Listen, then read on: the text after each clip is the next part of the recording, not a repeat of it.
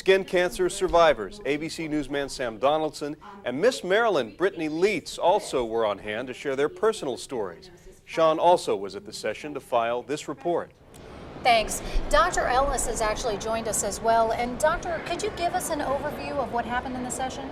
Well, we had several tremendous talks from our faculty on the scientific aspects of melanoma.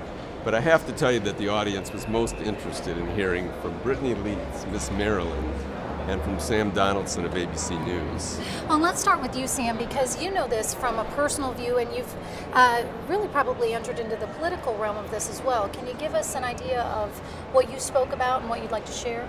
Well, I always start by saying I'm honored to be a certain place, but I realized, like John Kennedy, when he was asked how you became a war hero, sir, he said, well, they sank my boat. I'm here because I got cancer, I got melanoma. And I talk about how it feels to get the diagnosis and what you do at that point. But I also talk about how we can cure these dread diseases. Cancer, but all the others too. And you can throw money at it. I used to cover the Congress, and I'd listen to them on the floor. Well, you can't cure this by throwing money at it. Some, railroads or something. You can. We need more money for peer-reviewed research, because at some point, the doctors, Dr. Ellis, and the scientists are going to get hold of all of this. And I'd just as soon be in my lifetime. We would like that too. Thank you for your comments. And Brittany, freshly back from Miss America, I know you've made a huge impact with your speaking. You've been in the media. What is it that you'd most like to get across to the dermatologists that are watching this program?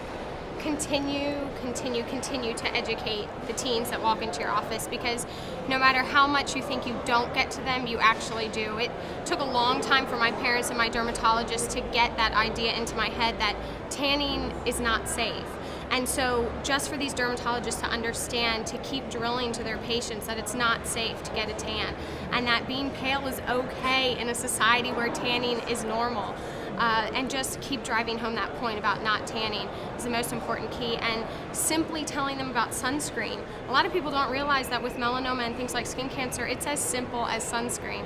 So keep it simple and keep driving home that educational aspect of teaching them about not tanning.